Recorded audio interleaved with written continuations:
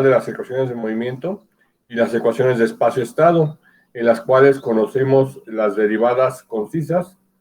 Es decir, primero conocimos las derivadas dimensionales, luego las derivadas adimensionales y luego las formas concisas. Hoy tenemos otra forma alternativa, que en este caso es la ecuación normalizada o norteamericana. Recordando que la bibliografía en la cual nos estamos basando es inglesa. La forma norteamericana de las ecuaciones de movimiento normalizada expresa las ecuaciones de movimiento axial en unidades de aceleración lineal en lugar de fuerzas, y las ecuaciones de movimiento lugar en términos de aceleración angular en lugar de momentos. Las ecuaciones que ya hemos manejado se pueden llevar fácilmente a esta forma, si dividimos las fuerzas entre la masa y los momentos entre los momentos de inercia. Así, partiendo de las ecuaciones de movimiento linealizadas, que serían estas dos de que tenemos aquí, pasamos a estas que tenemos aquí, dividiendo entre la masa ambos lados de las ecuaciones. En los casos de izquierda, pues simplemente al dividir entre la masa se cancela la masa. Otra forma de verlo es simplemente pasar la masa que está multiplicando, pasarla dividiendo. En este caso, dividimos entre la masa, y esta masa está considerando la disminución del momento de inercia, pero simplemente está siendo representado de otra forma.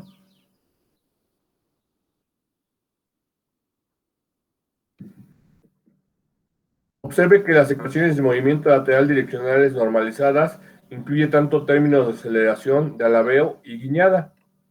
Entonces, esta es la ecuación original para el momento de alabeo, y esta es la ecuación original para el momento de guiñada. Sin embargo, esta tiene la razón de alabeo, la derivada de la razón de alabeo. Esta tiene la razón del momento de la razón de guiñada con respecto al tiempo, y la razón de alabeo con respecto al tiempo. Entonces, ambas ecuaciones están mezcladas, por decirlo así. En este tipo de presentación es muy común eliminar la no correspondiente en cada ecuación. Es decir, buscaríamos quitar esta R punto y esta P punto de ambas ecuaciones. Entonces, la forma de considerarlo es tener en cuenta que P punto es igual a esta que tenemos aquí, y R punto es igual a esta que tenemos aquí. Obsérvese que el lado derecho de las ecuaciones de movimiento no se ha presentado en forma desarrollada, pero en el caso de las fuerzas y momentos longitudinales desacopladas se tiene. Entonces, estas son nuestras ecuaciones de movimiento en forma a partir de ecuaciones de derivadas dimensionales. Las ecuaciones, al ser sustituidas en las ecuaciones de movimiento longitudinal normalizadas, resultan en, y tenemos así nuestras ecuaciones normalizadas, en donde cada una de las derivadas son divididas entre la masa. Y en el caso de la ecuación relativa al movimiento de cabeceo, es dividida entre el momento de inercia con respecto al eje Y. Estas ecuaciones se pueden expresar en términos de las derivadas americanas normalizadas. Entonces estaríamos hablando que las derivadas norteamericanas normalizadas serían XU. Observe que XU o XW punto. Entonces estamos considerando que la derivada norteamericana normalizada sería XU, pero sin testar con círculo. Y de alguna manera se parecen a las derivadas dimensionales. En este caso es importante considerar los cambios con respecto a los ángulos. Para la bibliografía norteamericana, el ángulo de flexión del elevador se maneja como delta subíndice E, y el ángulo del acelerador como delta subíndice TH. Para el caso del lado derecho de la ecuación lateral direccional de movimiento, se había encontrado que entonces teníamos estas ecuaciones para el movimiento lateral direccional, la ecuación de la fuerza lateral, la ecuación del momento de alabeo y la ecuación del momento de guiñada. Al sustituir estas en las ecuaciones de movimiento lateral direccional normalizadas, resultan en, y nuestras ecuaciones se vuelven bastante grandes, sin embargo podemos simplificarlas. Cada uno de estos términos entre paréntesis podemos manejarlo por representarlo por un solo componente. Estas también pueden ser expresadas en términos de las derivadas americanas normalizadas. Entonces observamos que las ecuaciones se reducen a estas que tenemos aquí. Y en este caso estamos considerando que el ángulo de flexión de los alerones, delta subíndice A, que nosotros estamos manejando como zeta subíndice A, no, como G subíndice A, y delta subíndice R, que nosotros manejamos como zeta. La fórmula de las dos últimas ecuaciones es bastante engorrosa, es decir, esta de aquí y esta de aquí, por lo cual suele utilizarse la siguiente simplificación.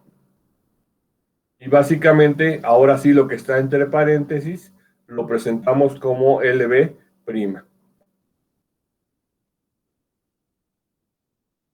LB', LP', LR', L delta A', etcétera. Donde L'B sería o es igual a todo esto de aquí e igual a todo esto de aquí.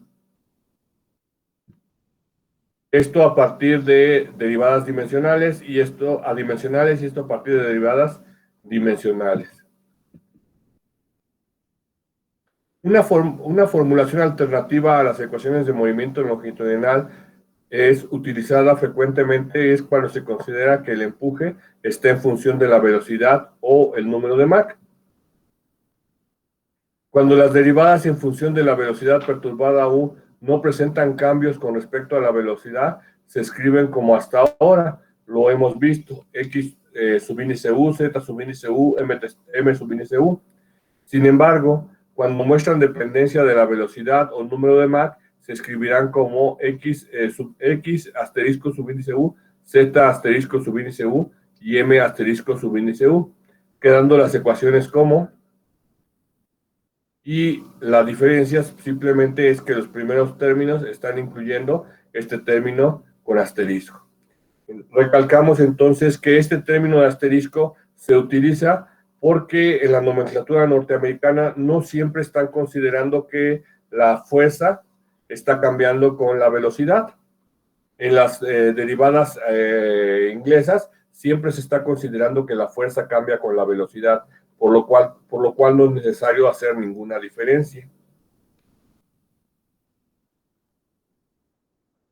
Asimismo, es común expresar la velocidad perturbada v en términos del ángulo de deslizamiento lateral beta. Entonces, para el caso de pequeñas perturbaciones, v es igual a beta por velocidad de la corriente libre. Y estaríamos cambiando la primera ecuación, en vez de ser de v punto, tendríamos beta punto. Y nuestra primera ecuación queda de esta forma, donde Y asterisco subíndice delta A y Y asterisco subíndice delta E sería la derivada con respecto a la flexión del alerón o a la flexión del timón de dirección divididos entre la velocidad de la corriente libre. Y L' beta sería igual a L'V por la velocidad de la corriente libre. Y N' beta es igual a N'V multiplicada por la velocidad de la corriente libre.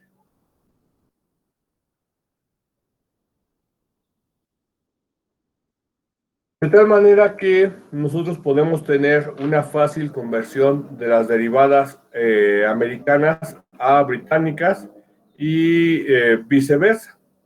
Básicamente, en la primera columna tenemos las derivadas americanas, tal como las vamos a encontrar en la bibliografía, y su equivalencia a las derivadas británicas. En el caso de esta derivada CXU, no existe una componente como tal, ya que los británicos siempre consideran el hecho de que las derivadas cambian con la velocidad. Entonces, eso es la igualdad o el término que sería igual a XU, es igual a C asterisco subíndice XU. Algunas derivadas serán el doble del valor que tenemos para la unidad británica, es decir, la derivada americana, el cambio en la fuerza debida a la acción o al cambio con el tiempo del ángulo de ataque va a ser igual a 2 veces el cambio en la fuerza con respecto a la velocidad vertical perturbada, el cambio de la velocidad vertical perturbada con respecto al tiempo.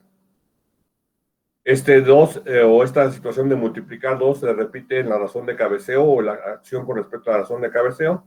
Se vuelve a repetir en el cambio, en el efecto del el cambio con el tiempo de la velocidad perturbada para el eje vertical, de vuelta con respecto a la razón de cabeceo, y nuevamente aquí y aquí, de vuelta con W punto y de vuelta con Q. Nuevamente también se considera que que solo tenemos igualdad para C asterisco ZU y para C asterisco MU, no para CMU ni CZU. En el caso de las lateral direccionales, entonces para la que no tenemos igualdad, sería para C el cambio de la fuerza lateral con respecto a beta. En el caso de las derivadas británicas, sería directamente la del cambio de la fuerza lateral con respecto a la velocidad perturbada y sería representado de esta forma. También tenemos aquí algunas derivadas que son multiplicadas por 2, que serían las derivadas que están relacionando cambios con respecto a la razón de alabeo y a la razón de guiñada. Aquí tenemos de vuelta cambio con respecto a la razón de alabeo y a la derivada con respecto a la razón de guiñada, y nuevamente razón de alabeo y razón de guiñada. En el caso de las derivadas con respecto a las superficies de control, se está representando el efecto. Esta es la forma general de representar la derivada, aunque se podría manejar un tercer subíndice, que sería ya sea agregar la letra A o la letra R para si se trata de elevador o de timón de dirección. Básicamente sus equivalentes son para G y para Z. ¿Alguna pregunta hasta aquí?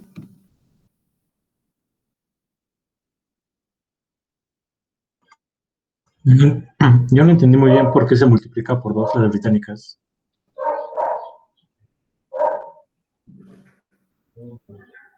Si observamos, la multiplicación nada más son para las derivadas que sufrieron cambios después con respecto a los ajustes hechos previamente en láminas anteriores, que sería para estas alfa punto, la razón de cabeceo, de vuelta en este caso de alfa, y la razón de cabeceo, y nuevamente en este caso, sí es alfa punto y también es alfa punto en el anterior, aquí también es alfa punto, y en el caso de estas de aquí, y ese cambio de esa multiplicación de 2 es básicamente por los cambios que estamos viendo aquí con respecto a estas derivadas.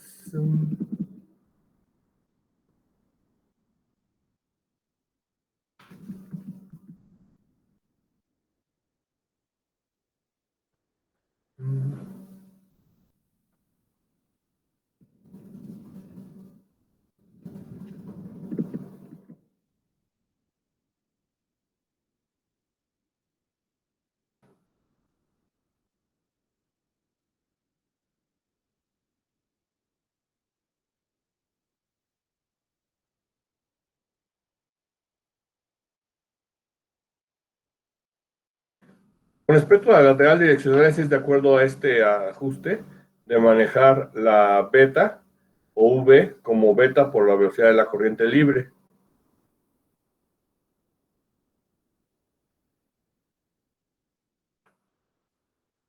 Hay una relación similar, pero es con respecto a esta derivada que es manejada con respecto, en lugar de manejar la velocidad vertical, manejan el ángulo de ataque.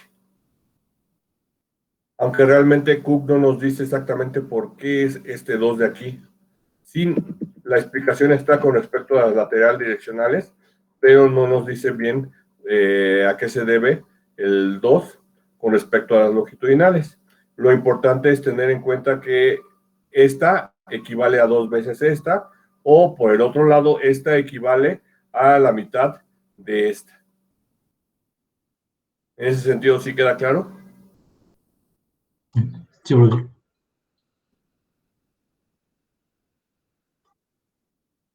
Pues, para esta sesión, básicamente lo importante es ver que tenemos derivadas americanas y que podemos estar trabajando una bibliografía norteamericana y podemos así contar con los valores a partir de cualquier método para establecer estas derivadas y poder traducirlas a las inglesas o viceversa, traducir las inglesas a la nomenclatura americana.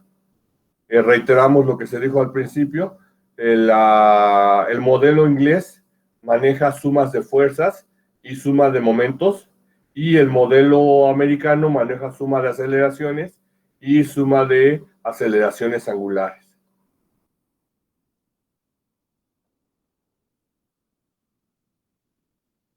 ¿Alguna ¿Y otra cuál de los pregunta? dos es el que se usa más? Por ¿Perdón? ejemplo, el inglés se utiliza en, no sé, en la Unión Europea más que el americano. No, el, el inglés básicamente podría ser en la Unión Europea. Y el americano, pues la mayoría, obviamente Estados Unidos, y mucha de la bibliografía que nosotros llegamos a utilizar. Por ejemplo, si agarramos un libro como el de Etkin, él va a trabajar derivadas de este tipo, americanas. Y con ese detalle hay que tener cuidado. Roscan también va a trabajar derivadas americanas. Entonces, cuando revisemos una bibliografía de este tipo, y sobre todo que estamos hablando de las derivadas, habrá que tener cuidado para convertirlas.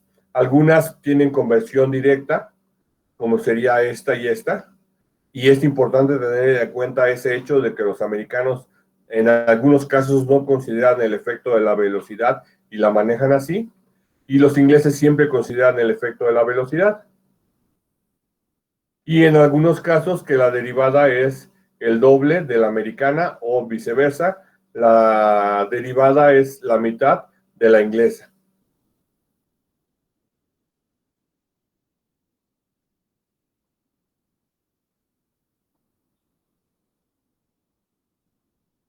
Esto más allá de dónde se ocupen las derivadas.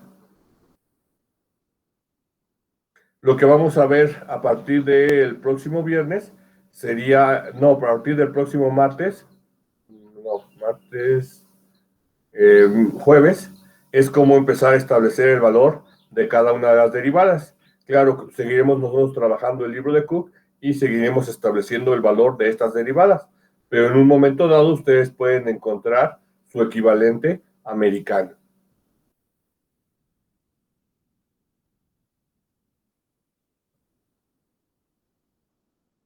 Ok, entonces, como ejercicio del día de hoy, les pido que resuelvan el siguiente problema.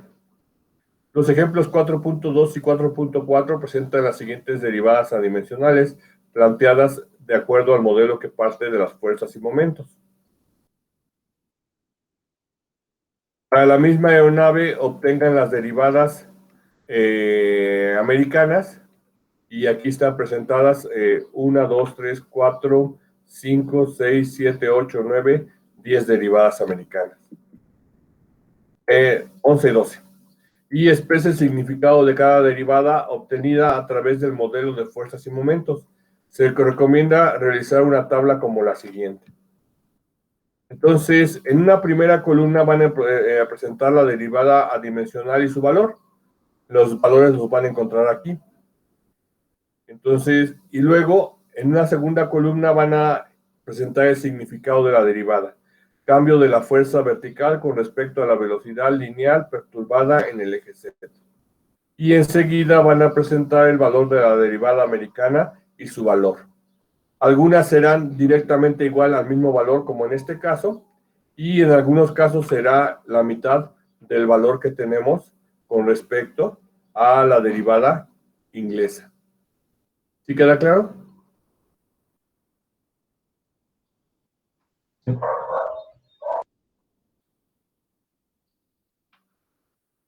Muy bien, entonces tienen ustedes 20 minutos para realizar esta actividad y sería todo por el día de hoy.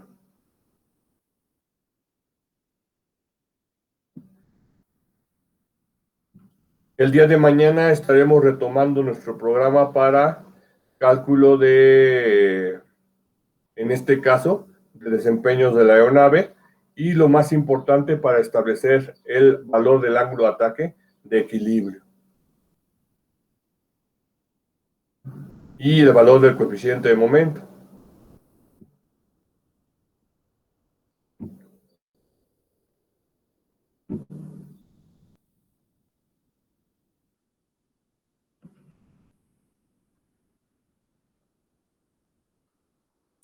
Entonces, donde marca 25ª sesión,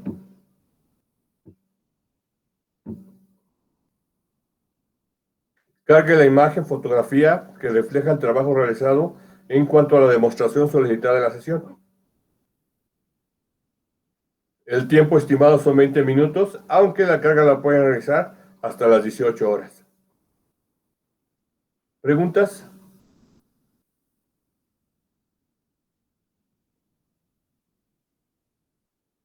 Muy bien, entonces adelante. Aquí quedo al pendiente si tienen dudas.